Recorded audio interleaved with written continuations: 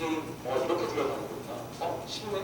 재밌네? 나도 한번 해볼까? 그리고 제가 다방면에 관심이 되게 많아요. 저는 기획자의 미덕이 얕지만 넓게 알고 있는 게 되게 중요하다고 생각해요. 잠깐만 이번 기획에서는 저기서 이거 하나 뽑아오고 이쪽에서 이거 하나 뽑아와서 같이 합쳐서 또 나만의 스타일로 재밌는 거 만들면 어떨까? 이게 이제 컨버전스거든요. 만화, 영화, 그리고 뭐 게임도 뭐 보드게임부터 시작해가지고 그리고 게임, 컴퓨터 게임, 모바일 게임 다방면으로 한 번씩 다 펼쳐보려고 노력하는 중이죠. 저는 영화나 드라마, 예능 같은 경우도 자기 전에도 항상 이렇게 보면서 재미를 하고요.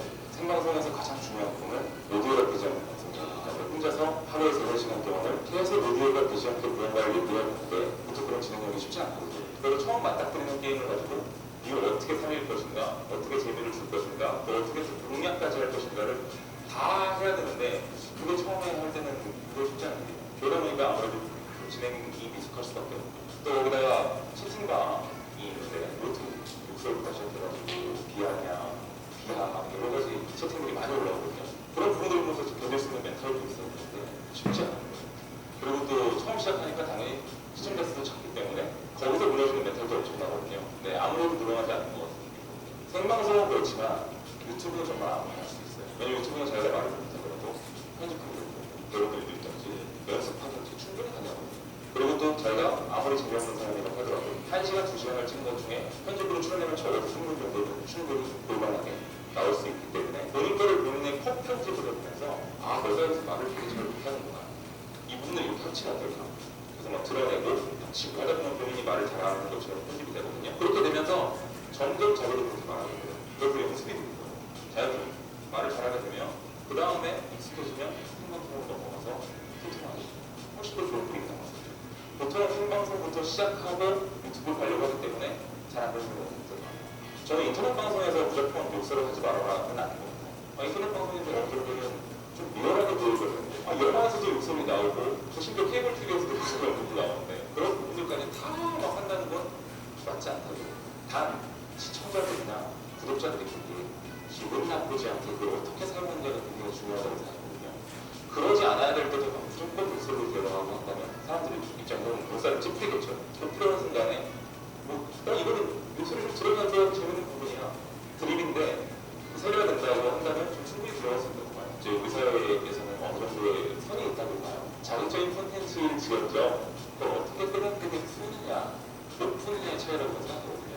그런데 본인이 자극적인 콘텐츠를 하고 싶다면 말리진 않지만 그걸 어떻게 세련되게 풀어서 그 선을 넘지 않느냐. 그게 굉장히 중요하다고 봐요.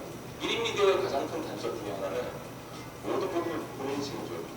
TV 방송에 나가는 연예인분들은 어느 정도는 커버가 있어요. 그러니까 뭐 예를 들어서 작가의 대본을 보겠다든지 아침 PD를 시켜보겠다든지 1인 미디어는 그런 게 있어요. 특히 생방송을 만나면 더 그렇거든요. 본인의 발언을 했을 때 거의 직격탄으로 좀 맞기 때문에 더 주의하셔야 되고 그 선을 넘지 않는 세련된 자극들을 많이 추구하는 게 이제 앞으로 우리가 추구해야 될 방향입니다.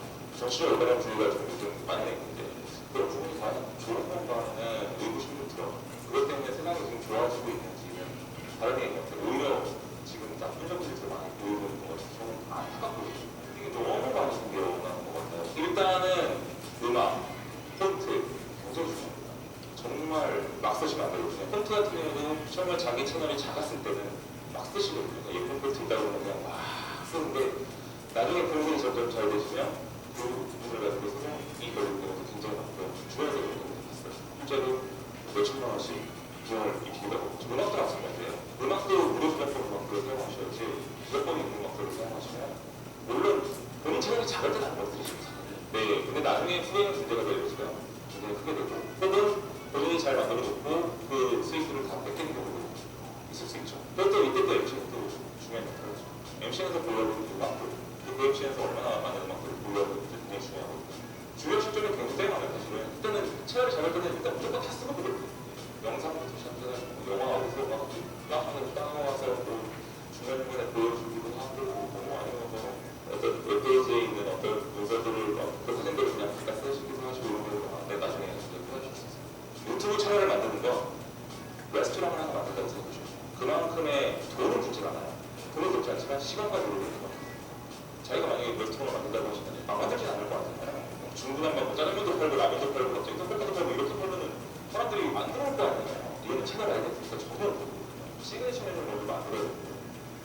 시그니처 메뉴가 뭘까? 그 시그니처 메뉴가 메인 기기예요. 몇 분 안에 뭔가를 한다든지 화장을 어떤 식으로 한다든지 꾸준하게 나올 수 있는 메인 기기가 하나가 있거든요. 그걸 먼저 만드셔야 되고 그 다음에 사이드 메뉴를 이용하셔야 되는데 보통은 뭐야 게임 방송이 잘 됐네 게임 돌리죠. 그리고 뭐야 이건 뷰티가 잘 됐네 뷰티도 올려볼까? 본인들은 테스트한다고 생각하세요. 근데 그렇게 하면 테스트가 절대 안 돼요. 뭐 예를 들어서 뭐 영상 하나가 재밌었다고 치고 어떤 사람이 내 채널로 들어왔다고 쳐요. 그러면 사람들이 화장 이렇게 하는 거 재밌네. 또 영상이 있나? 봤더니 전혀 관심이 없는 게임 영상들이랑 여행 영상들이 올라가요. 그럼 당연히 구독도 안 하게 되고 그냥 그대로 못하게 되고 근데 이제 꾸준하게 이제 어떤 영상들이 올라가 예를 들어서 한 분 안에 이 그림이 왜 명화라고 불리는지 왜 명작이라고 불리는지를 내가 3분 안에 리드미컬하게 빠르게 설명해주고 끝내겠어. 그러면 그 다음부터는 계속 그림만 만들면 될 수 있잖아요. 그럼 꾸준히 올라갈 수 있거든요. 이거 재밌다. 그림을 또 이렇게 쉽게 볼 수 있네. 그리고 딱 봤더니 다른 걸 무슨 주고 있는 거죠. 그렇다면 당연하게도 구독을 누르게 되고 이전에 있던 영상들을 다 소비하게 됩니다. 거짓말하는 거 정말 다 소비해요. 시그니처 메뉴가 이렇게 돼요. 그리고 연령대별로 다른 것도 되게 중요해요. 본인의 레스토랑이 어떤 사람들한테 어떨 것도 정확하게 정하셔야 돼요. 감자탕집을 만들어 놓고 10대들한테 어필하겠다는 좀 약간 애매한 부분이잖아요. 이 채널이 10대 초반한테 갈 건지 10대 후반한테 갈 건지 아니면 20대? 30대? 정확하게 채널링을 해서 거기에 맞는 콘텐츠들이 올라가겠죠. 유튜브 슈퍼챗 같은 경우는 직접적으로 저한테 돈을 보내시는 거 표현하시는 거죠. 저 같은 경우는 직접적인 표현은 가능하면 자제를 부탁합니다. 왜냐면은 그런 식으로 방송이 잘 되면 쉽게 보내실 수 있기 때문이죠. 결국은 광고가 나와. 그게 중요한 거고. 왜냐면 방송도 그렇고 신문도 그렇고 사실 광고도 그렇고 이제 유튜브 라이브가 아닌 유튜브의 경우는 이제 광고 수익이 있는데 제 영상이 이제 업로드가 되면 그 옆에 이제 광고가 달리게 되죠. 그 광고를 짧은 광고는 이제 거의 다 봐야 되고 긴 광고 같은 경우는 30초 이상 보게 되면 저한테는 광고에 수익이 들어옵니다. 중요한 건 유튜브가 정말 이게 전 세계 글로벌 플랫폼이잖아요. 이제 한국에 계신 기자님께서 제 영상을 보게 되면 한글 광고가 나오죠. 그 경우에 단가를 1이라고 치죠. 미국에 있는 누가 제 영상을 봤을 때는 미국 광고가 나와요. 그러면 그 단가는 거의 1, 5를 때 수준이고 1년은 공세해야 돼요. 이런 식이 되는 거예요. 그거는 정확하잖아요. 유튜브 내부에서도 정확하지 않아. 하지만 뭐 기본적인 거는 광고 접자가요. 구독자 몇만 이상, 몇십만 이상 그런 상식이 어떻게 되는 걸로 알고 있어요. 사실 유튜브 수익이 그 광고 수익만으로 끝나는 건 아닙니다. 사실 유튜브 같은 경우는 아예 광고를 사실 제작하고 있어요. 아예 광고 의뢰를 받는 거죠. 저희가 그 광고비가 들어오는 거고 저희가 그 광고비는 제작비를 얼마를 쓸지 결정하고 이게 1미디어 크리에이터로서 가장 중요한 점이 그런 광고가 들어왔을 때 우리는 연예인이 아니거든요. 아무리 인기가 있어도 연예인만큼 인기가 있지 않아요. 그렇기 때문에 단순히 짠 하고 나와서 이거 많이 쓰세요 하고 짠 들어간다고 해서 절대로 사람들이 하게 되는 거 없어요. 우리 스타일대로 만드는 거죠. 예를 들어서 기네스라는 맥주 광고가 들어왔을 때 저도 그 사고를 듣다고 했거든요. 그런 부분들을 색다르게 좀 풀어가는 것도 되게 재밌는 거고요. 그러니까 광고가 아니라 콘텐츠를 소비하는 거거든요. 옛날 사실 이 1인 미디어라는 게 예전에 한번 있었어요. UCC 열풍이라고 기억하실지 모르겠는데 사이버드 UCC 열풍 10년 전에 기억하시죠? 유저 크리에이티브 콘텐츠, 그건 뭐 UGC라고 하거나 여기서 그냥 사람들이 만들어서 올리는 콘텐츠들이 유행이다. 그리고 너희들한테 만들어 올리고 하지만 얼마 안 가서 다 사과가 됐어요. 돈이 좀 안 돼요. 그 당시에는 영상을 아무리 만들어서 조회수가 올라가던 뭘 하던 광고비도 없고 아무것도 없으니까 수익이 아무것도 없잖아요. 결국 본인들은 계속 만들어야 되는데 지금 상황이 안 좋았죠. 그걸로 수익을 얻을 수 있는 인프라가 형성이 된 거예요. 유튜브로 인해서. 또 하나는 이제 통신의 성이 또 빨라지고 3G에서 요거 여기까지 보고 다음 거 보겠습니다. 안녕하세요. 반갑습니다. 이분은 저기 강의 많이 하다가 코로나 때 아주 박살이 났어요. 그래가지고 그 어떻게 대처를 했는지 얘기한 걸 자기 책으로 써가지고 그게 본 겁니다.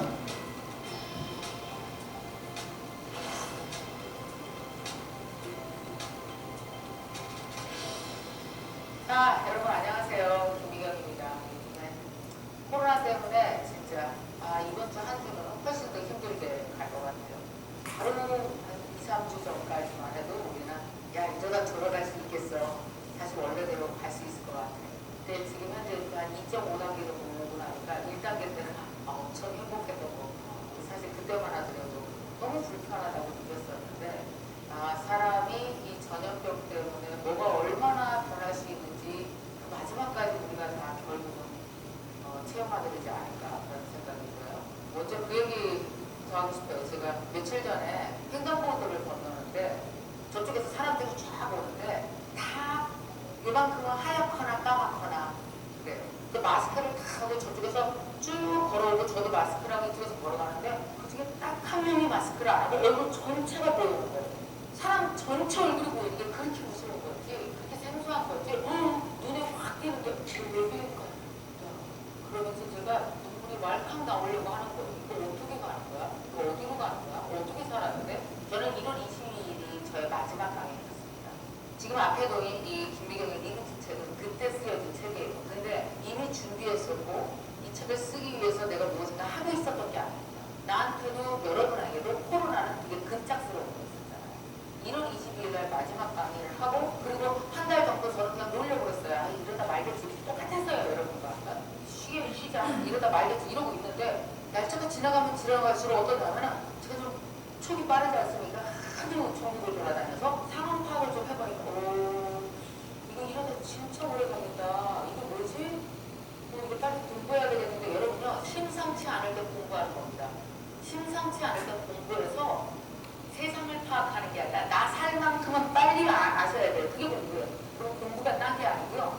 변화하는 세상을 다 아는 게 공부가 아니고 변화하는 세상에서 나 살 만큼은 알아내는 것 그걸 저는 공부라고 불러요. 오늘도 이렇게 오면서 보니까 거의 1층들이 다 사람이 없습니다. 여러분 그거 아세요? 1층이 변하고 있다. 앞으로 굉장히 중요한 기상거리가 될 것 같습니다. 5층은 잘 안 보이잖아요. 우리 길 다니면서 5층에서 뭐 하는지 안 보이잖아요. 1층에서 뭐 하는지 다 보이죠. 그래서 1층은 어때요? 잘 보여서 그래서 권리금이 비쌌던 거예요. 잘 보여서 누구나 다 1층으로 들어가려고 했던 거예요. 그래서 1층은 대부분 다 뭡니까? 화장품 가게, 음식점, 아니면 은행 다 이렇게 권리금을 주고 나서라도 수익을 올릴 수 있는 데가 입점을 했었단 말이에요. 근데 요즘은 어떻게 됩니까? 1층이 무너지고 있어요. 과연 앞으로 여러분 1년 후에는 1층에 뭐가 들어갈까 생각해 보신 적 있어요? 제가 요새 주목해서 계속 보고 있습니다. 1층이 변하면 다 변하는 거예요. 제일 먼저 변하는 거예요. 거기가 어떻게 변할까? 여러분 한번 1층을 보세요. 우리 삶의 지표가 될 수 있을 겁니다. 그거 보면 많은 것들이 변하는 것을 어떻게 변할지 여러분들이 눈치챌 수 있을 것 같아요. 두 번째, 배워가는 문제가 변하고 있습니다. 그래서 어디서 배울까? 이번에도 또 어떻게 된대요? 또 역시 온라인 수업으로 하게 된답니다. 겉으로 표면적으로 보이는데 자 이제 학교 안 가? 온라인 수업만 해야 돼. 그렇게 변하는 거지만 사실은 학교라는 것 자체가 대표적 대면 사업이에요. 다 같이 모여. 그리고 교수님한테, 선생님한테 강의 들어. 그리고 아이들끼리 부딪히고 막 그러면서 놀고 거기서 많은 것들을 배웠죠. 선생님들이 굳이 가르쳐 주지 않아도 30명이 모였으면 알아서 배워요. 싸우고 뭉치고 헤어지고 지네끼리 많은 걸 배워요. 근데 그런 것들은 다 어디서 배워야 될까요? 오프라인 교육이 온라인으로 변한다는 것 안에 변하는 종목은 100가지도 넘을 겁니다. 그 100가지가 변하기 위해서 누군가는 공급자가 되고 누군가는 퇴보자가 돼요. 그리고 또 집이 변하고 있습니다. 집안에 있는 많은 사람들이 위험한 곳을 몰고 가면서 일을 한다면 어떻게 돼요? 웬만하면 자 집에서 일하는 걸로 바꾸자. 지금 이제 1단계, 2단계, 3단계가 있는데 벌써 2.5단계가 되니까 저희 회사도 마찬가지입니다. 이제는 나올 사람 나오고 채택할 사람 하고 그래서 우리 회사에서 제일 먼저 한 건 뭔지 아세요? 국내 해외에 있는 모든 협업 툴들을 싹 끌어다가 연구를 하는 우리 회사에 가장 잘 맞는 협업 툴을 만들었습니다. 이제 주문 그냥 뭐 일상처럼. 그리고 협업 툴들 있잖아요. 우리 회사에 있는 전 직원들이 각자 현재 무슨 일을 하고 얼마큼 진행됐고 어디까지 왔기 때문에 누구와 협업해야 되는지 한 장으로 싹 다 볼 수 있습니다. 사람과 사람이 사회적 거리두기를 할 수밖에 없고 각자의 안전을 위한 최선의 선택은 대부분 너와 내가 멀어지는 거예요. 안전하기 위해서 그리고 안전하게 내 삶을 유지하기 위해서 사람들은 절대 자, 이제 요거는 여기서 넘어가는데요. 이분 얘기 앞부분에 좀 길어서 그런데 자기가 강의를 많이 할 때 회당 1,000만 원씩 받았었대요. 근데 1월 22일 날 끝나고 나부터 수입이 없는 거예요. 그러면서 6개월이 지난 다음에 자기 옆에 있던 회사가 부도가 납니다. 거기 강사 여러 명 드는 회사가 있었거든요. 그래서 부도가 나고 자기는 살아남았죠. 왜냐하면 자기는 강사가 혼자였으니까. 이게 웃긴 거예요. 시장이 역적이 돼버리니까 그 강사들이 더 이상 돈을 못 버니까 이렇게 돼버린 거예요. 근데 자기는 혼자서 자기가 벌어내게 살렸으니까 온라인으로 바꿔가지고 버틸 능력이 있었던 거죠. 그러니까 이 시장이 변화하는 건 누가 그 계속 강자가 될지는 아무도 모른다라는 얘기를 해주려고 했던 겁니다. 잠깐만요. 그 다음에 이제 주식에는 슈카라고 있죠, 또.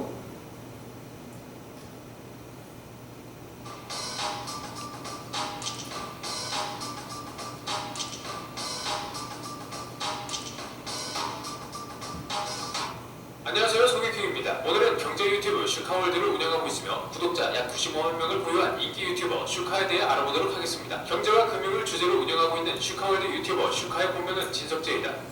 진석재는 1979년 1월 8일생으로 올해 42세이지만 40대 같지 않은 동안 외모의 소유자이다. 과거 펀드 매니저로 활동하다가 현재는 인터넷 방송인으로 활발하게 활동 중이며 주로 하는 채널은 유튜브, 트위치, 카카오TV라고 한다. 슈카월드는 분명 경제, 뉴스, 이슈 등 어렵게 느껴질 수 있는 주제를 바탕으로 다루는 경제 유튜브 채널이지만 중학생도 이해하기 쉬울 정도로 재미있게 썰을 잘 푼다. 또한 공격성 없는 화법과 귀에 잘 들어오는 어투, 8시간 이상 오디오를 쉬지 않고 채울 수 있는 지속력으로 엄청난 인기를 끌고 있다. 여기서 재밌는 사실은 명백히 경제를 다루는 유튜브 채널이 유튜브 알고리즘 상에서 코미디로 분류되고 있다는 것이다. 심지어 한국 코미디 27위 유튜버라고 한다. 그만큼 재치있는 입담과 아재 개그 코드가 잘 먹히는 듯하다. 슈카는 처음에 대학 동기 식빵의 유튜브 게스트로 출연했었다. 2015년부터 종종 게스트로 출연해 경제나 게임, 대학 시절 썰을 풀었다. 17년부터는 또 한 명의 친구 준하재까지 합류하며 본격적으로 3인 썰 방송을 시작했다. 그 당시에 슈카월드가 개설 전이어서 식빵월드에서 영상을 볼 수 있었다. 이 당시에 식빵월드 아재토크 7회에서 3대 레전썰 중 2개가 한 화만에 나오기도 했었다. 이때부터 슈카는 워낙 쉴 새 없이 말하며 재미까지 있고 어려운 경제를 쉽게 풀어주다 보니 경제 콘텐츠로 핫통령에 등극하기도 했다. 슈카는 서울대학교 경제학, 연세대학교 경제대학원 금융공학 청사 출신으로 굉장한 고학력자다. 또한 97년도 역대 최고 불수능 공과계열 전국 100위권에 들 정도로 수재라고 한다. 하지만 고등학교 1학년 때 노력과 시험 난이도에 상관없이 점수가 거의 같다는 재능을 발견한 뒤 공부를 전혀 하지 않고 게임만 하다가 서울대에 합격했다. 식빵월드에 나와서도 공부한 썰을 정말 풀고 싶은데 한게 없다는 말까지 했는데 공부 재능이 그냥 타고난 것 같다. 식빵 또한 슈카를 강남 8학번 뺑뺑이 돌던 재능충이라고 하기도 했다. 식빵과 함께 슈카의 대학 시절은 온통 게임하는 데만 보냈다고 한다. 식빵은 몇 년 후 게임 회인에서 탈출했지만 반면 슈카는 꿋꿋이 게임 회인 생활을 계속해서 했다고 한다. 결국 슈카는 학사 경고급 성적을 받았고 마지막 9년간 졸업에 필요한 평점을 겨우 넘기고 나서야 남들보다 늦게 졸업했다고 한다. 여담으로 슈카는 학부 시절 김태희와 수업을 딱 한 번 같이 들은 적이 있다. 유튜브를 하기 전 슈카의 직업은 펀드 매니저였다. 증권사 시절에 모니터를 무려 10대를 사용했다고 자랑하기도 했었다. 하지만 슈카가 유튜브를 시작하고 나서 꽤 성공하자 회사에서 유튜브 하는 걸 꺼려했고 결국 슈카는 퇴사 후 유튜브를 선택했다고 한다. 지금 유튜브 구독자 95만 명을 보유한 걸 보면 탁월한 선택이었던 것 같다. 슈카월드가 떡상할 수 있었던 것은 바로 쿠팡 영상이다. 무려 조회수 180만 회로 슈카월드 업로드 영상 중 아직도 1위를 차지하고 있다. 제목부터 쿠팡 1조원 적자에도 멈출 수 없는 이유로 제대로 어그로를 끌었는데 내용 또한 신뢰성 있는 자료를 바탕으로 풀이해 엄청난 인기를 끌었다. 구독자들은 슈카가 올린 쿠팡 영상을 보고 몇 년 전만 해도 돈 주고도 못 들을 내용을 그냥 공짜로 들을 수 있다니 이 영상으로 슈카의 영상 본지 1년째 내 인생에 도움되는 최고의 채널 등의 반응을 보였다. 한 커뮤니티 갤러리에 올라와 있는 슈카와 해석이 있다. 다들 아시겠지만 다들 보셨겠지만이라고 습관적으로 말하곤 하는데 이 말을 해석해보면 아무도 모름, 처음 봄이라는 뜻이다. 또한 다들 배우셨겠지만은 배운 적 없음을 뜻하고 형들 진짜 대단하다. 슈카 본인이 주식을 못 산 회사 얘기라고 한다. 이 밖에도 구독자들을 형들이라고 칭하며 슈카의 영상 길이는 꽤 긴 편인데 우와 시간이 언제 이렇게 됐어? 라는 말을 자주 쓴다. 슈카는 현재 아내와 1999년도에 만나 무려 12년간을 연애한 끝에 2010년도에 결혼식을 올렸다. 슈카의 아내는 굉장히 쿨하다고 오늘 여기까지만 보겠습니다. 이거 제가 보는 그 주식 방송 이래가지고 했는데 근데 이 친구가 대단하더라고. 어떤 상식이라든가 이런 것들에 있어가지고 미래 예측하는 게. 근데 보면은 우리 직업이 지금 넘어가는 그 한 축을 보여주는 것 같은 건데요. 미래 예측형으로 지금 직업이 넘어가고 있다는 겁니다. 기존에는 기존의 물건을 어떻게 효율성을 높이냐에 집중되어 있는 반면에 대부분의 직업이 미래를 예측해서 맞추는 형태로 바뀌고 있고 특히 1인 미디어 쪽은 이게 굉장히 중요하다는 거죠. 자, 정부 지원 사업에 대해서 잠깐 소개를 해드릴게요. 이거는 하나씩 간단하니까 보도록 하겠습니다. 토스, 직방 등 한국에 내부라는 유니크 스타트업의 창업자들이 대거 요청한 정부 지원 사업 2020년 청년 창업 사관학교 인교생 모집이 시작되었습니다. 지금 여기는 청년 창업 사관학교 안산 캠퍼스인데요. 청년 창업 사관학교는 약간은 색깔 탓이지만 성과가 좋기로 유명한 정부 지원 사업입니다. 현재까지 누적 졸업생은 약 2,800명, 그리고 창출한 일자리는 약 6,000개. 졸업생 기업들이 매출은 약 1조 9천억. 2020년 청년 창업 사관학교 지원 사업에 선정되면 어떤 프로그램을 받게 되고 어떤 환경에서 일하게 되는지 저와 함께 불러보도록 해요. 안녕하세요. 네, 저는 청년창업사관학교에서 근무하고 있는 김영준 전사입니다. 청년창업사관학교는 입교해서 한 3월부터 11월 말까지 1년 동안 이 입교에서 나갈 때까지 사관학식으로 교육을 받고 졸업하는 그런 교육기관입니다. 늦게까지 일을 하거나 하시는 분들은 기숙사를 신청해서 기숙사에서 자면서 밤샌다고도 하실 수 있습니다.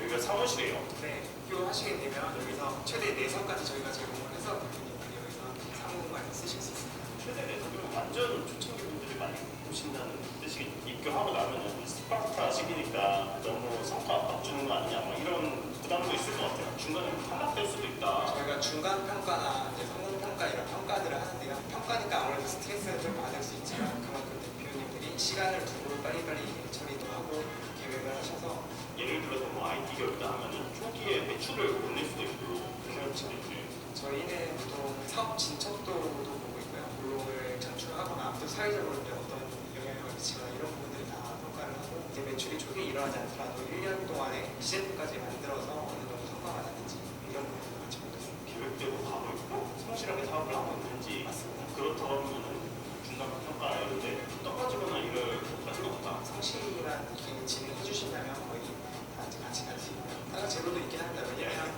이제 국민들 세금 그렇죠. 여기는 어떤 곳이에요? 네, 여기는 스타트업 클리닉으로 클리닉을 받는 곳인데 대표님들이 일단 자기 아이템에 대해서 소개를 하면 여기에 이제 각 분야의 전문가들 또는 저희 내부 교수님들이 오셔서 그 대표님의 아이템을 보고 각 분야에서 필요한 조언들을 하셔서 대표님들이 초기에 이제 아이템에 생각 못하셨던 부분들을 변경하고 개선해서 피벗도 하시고 이렇게 개선하는 그런 교육 공간입니다. 우리 이런 사업하는 이런 고민이 있다. 이제 피드백도 해주고 이런 자리라고 보면 될까요? 네, 자기가 생각 못했던 부분들을 또 알게 돼서 개선하고 하는데 네, 요거 여기까지 보고 잠깐 정리해 드릴게요. 이게 39세 이하의 기술 창업 위주의 청년 창업자한테만 지원을 해주는 곳이고요. 자, 최대 1억 원까지 창업 자금을 지원받을 수 있습니다. 창업 교육하고 창업 코칭, 매수 및 글로벌 판매 지원까지 받으면서 할 수 있습니다. 이거는 그러니까 한마디로 그 IT 쪽으로 해서 크게 되시는 분들 조금 많이 지원해주는 사업이고요. 그래서 자영업자라든가 일반 소상공인 같은 경우는 또 지원하는 게 따로 있어요. 안녕하십니까. 소상공인 매거진입니다. 마땅한 일자리를 못 찾아서 다니던 직장을 그만뒀기 때문에 이런저런 이유로 창업하는 분들 많이 계십니다. 분위기에 따르면 연평균 77만 개 정부가 창업했지만 65만 개 정부가 폐업했다고 합니다. 창업, 그 시작은 쉽지만 성공은 매우 어려운데요. 그래서 중소기업청과 소상공인시장진흥공단에서는 예비 창업자들의 성공을 돕기 위해 신사업 창업 사관학교를 운영하고 있습니다. 지금 그 교육생을 모집 중인데요. 창업에 생각 있는 분은 지금부터 관심 있게 봐주시길 바랍니다. 어떻게 해야 창업에 성공할 수 있을까? 지난 27일 서울 소상공인 교육장에서 신사업 창업 사관학교 설명회가 열렸는데요. 참석자들은 신사업 창업 사관학교 소개와 앞으로의 일정, 지원 서류 작성 등을 안내받았습니다. 출혈 경쟁에 폐업하는 일도 빈번한 생계형 창업보다 성장 가능성 높은 사업, 새로운 사업을 택해 창업하려는 사람들이 설명에 귀를 기울였습니다. 이 사업 설명을 그래서 이렇게 와서 정부 먹고 또 제가 갖고 있는 아이템을 적용해가지고 정말 사업을 펼칠 수 있다 그런 확인을 하기 위해서 왔습니다. 신사업 창업 사관학교는 신사업 아이디어 발굴부터 이론 교육과 정보 경영 체험을 물론 전담 멘토링과 창업 자금까지 패키지로 지원하는 창업 육성 사업입니다. 특히 졸업을 하면 최대 1억 원의 창업 자금이 공짜 지원되며 평가를 통해 최대 2천만 원의 사업화 자금도 받을 수 있습니다. 중소기업청이 지난 2015년부터 시작한 신사업 창업 사관학교. 지금은 6기 교육생을 모집 중입니다. 6년간 846명의 졸업생이 배출되었고 현재 1, 2기 졸업생의 창업률은 70%로 기존 창업교육과 비교하여 2배나 높은 효과를 보이고 있으며 창업자 대부분이 사업을 유지하고 있습니다. 신사업 창업 사관학교의 가장 큰 장점은 전국 6개 대도시 중심 상권에서 16주에 걸친 창업 경험을 해볼 수 있다는 점입니다. 서울 강남에 있는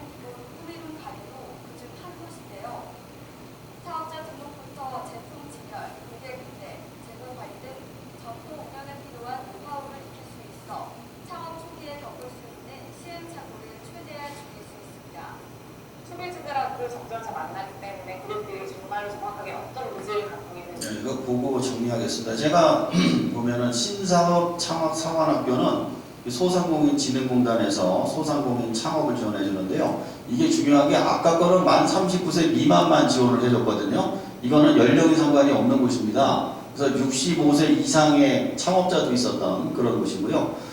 교육은 온라인과 오프라인 두 가지 코스가 있습니다. 그래서 각각 기본교육과 체험교육을 시켜주도록 되어 있고 졸업 후에 최대 2천만 원의 지원금과 1억 원의 추가 대출을 지원을 받을 수 있습니다. 내가 속한 지역의 자원에 혁신적인 아이디어를 더해 지역 경제를 활성화할 수 있는 아이디어를 가진 예비 창업자, 창업자분들이 최대 5천만 원까지 지원받을 수 있는 정부 지원 사업이 있습니다. 바로 지역 기반 로컬 크리에이터 활성화 지원 사업인데요. 지역의 자원을 활용하여 새로운 사업을 해오겠다 하시는 분들 잠시 주목해 주세요. 여기는 서울의 브루클린이라고 불리는 성수동입니다. 그리고 왼쪽에 보면은 오래된 공장들이 있고 맞은 한편에는 새로운 복합 예술 공간들이 들어서고 있는데요. 이 성수동 지역은 1970년대까지만 해도 연인들 그리고 가족들이 노적으로 함께 노는 유원지였고 그 이후에는 주로 수제화 공장을 위주로 다양한 공장들이 들어선 공업단지였다고 합니다. 한국의 전통적인 제조업들이 쇠퇴하기 시작하고 폐공장들이 늘어나면서 이어가는 폐공장과 구도심에 예술가들과 소셜벤처 스타트업들이 들어서기 시작을 하면서 지금의 서울의 브루클린이라고 불리는 성수동이 생겨나게 됐습니다. 모든 게 모바일로 빨려 들어가고 온라인 시장이 급격한 성장으로 거리의 작은 상품들부터 오프라인에 있는 대형 마트들까지도 쉽지 않은 상황인 지금 지역의 자원을 잘 활용한 로컬 콘텐츠가 뜬다라는 이야기를 많이 합니다. 모든 것들이 연결되는 것에서 나오는 피로감과 반대급부로 많은 사람들, 특히 밀레니얼 세대와 제너레이션 Z 세대가 영감과 경험을 주는 로컬 콘텐츠들을 찾아나보기 시작했고 정부나 공공기관 차원에서도 경제성장이 조금씩 둔화되고 있고 인구가 새롭게 늘지 않는 지금 뭔가를 만드는 것보다 이미 만든 것들을 잘 활용해서 전통을 재발견하고 자원을 효율적으로 활용하는 게 더 이롭다라는 관점에서 로컬 콘텐츠에 대한 다양한 투자들을 지속해오고 있습니다. 지역 기반 로컬 크리에이터 활성화 지원 사업은 중소벤처기업부 창업진흥원에서 주관하는 사업으로 지역의 자원과 특성을 기반으로 혁신적인 아이디어를 접목하여 창업, 지역경제 활성화를 도모하는 창업가에게 최대 5천만 원의 자금과 인프라를 지원하는 사업입니다. 신청 유형은 일반 유형과 투자 연계 유형 두 가지가 있는데요. 일반 유형은 예비 창업자 또는 업력 3년 이내의 기업이 참여할 수 있으며 사업화 자금을 최대 3천만 원까지 지원받을 수 있습니다. 그리고 투자 연계 유형은 업력 7년 이내에 기업이 참여할 수 있는데요. 로컬 크리에이터 사업 아이템도 최근 2년 내에 투자받은 경력이 있는 로컬 크리에이터이고 투자 유치를 증빙할 수 있는 서류인 투자 계약서를 제출할 수 있다면 최대 5천만 원까지 지원받습니다. 네, 여기까지 보겠습니다. 이거 뭐 지금 앞에서 얘기를 해줬는데 자, 예비 창업 트랙이 있고 기창업 트랙이 있어요. 예비 창업 트랙 같은 경우는 총 50팀을 뽑을 거고요. 그 다음에 기창업에 200팀을 뒀습니다. 기창업자의 경우는 창업 후 7년 이내에 기업이 가능합니다. 만약에 여러분들이 지금 창업을 하신다면 참가 자격이 되겠죠. 그러니까 이거를 알려드리는 이유는 그겁니다. 이거 말고도 수백 개의 창업 지원 프로그램이 존재합니다. 이걸 어떻게 활용하느냐? 첫 번째로 그 K-스타트업이라든가 창업넷에 들어가시면 자기 이름, 나이 뭐 이런 거 이름은 필요 없겠구나. 나이, 성별, 지역 같은 걸 치시면 많은 창업 지원 프로그램이 떠요. 그리고 거기서 창업 지원 프로그램을 먼저 보시고 그 다음에 지원을 하시면 되는데 대부분의 창업 지원 프로그램이 3대1 또는 4대1의 경쟁률을 가지고 있습니다. 그래서 어떻게 되느냐? 올해는 이미 상반기가 다 끝났잖아요. 그러니까 올해 거를 보시고 내년 거를 준비하셔야 돼요. 창업 지원 프로그램을 지금부터 준비하시면 거기 보면 사업계획서 뭐 내야지 다 나와 있고요. 인터넷 찾아보면은 거기 지원한 사람들 내용이 다 들어가 있습니다. 찾아갖고 그 준비를 해 놓으시면 그리고 하나만 내시는 게 아니라 여러 개를 걸쳐서 내시면 돼요. 그러니까 뭐 그러니까 나이가 39세 이하면 아까 청년 창업도 되고 신사업도 되잖아요. 이것도 내고 저것도 떨어지면 안 가시면 되는 거예요. 그러니까 경쟁률이 몇 대 1씩 되는 거거든요. 그러니까 이런 프로그램들에 대해서 미리 알아놓으시면 나중에 얼마든지 쓸 수가 있습니다. 자, 라이브 커머스가 시간이 좀 그런데 받아놓기도 보시고 끝내시겠어요? 그냥 끝낼까요? 라이브 커머스는 이미 앞에서 했어요. 네. 그러면은 시간 관계상 여기까지 하도록 하겠습니다.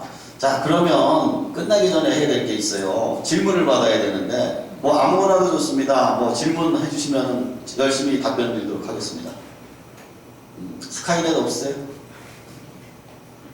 있으실 것 같은데. 맨 앞줄에 앉으셔가지고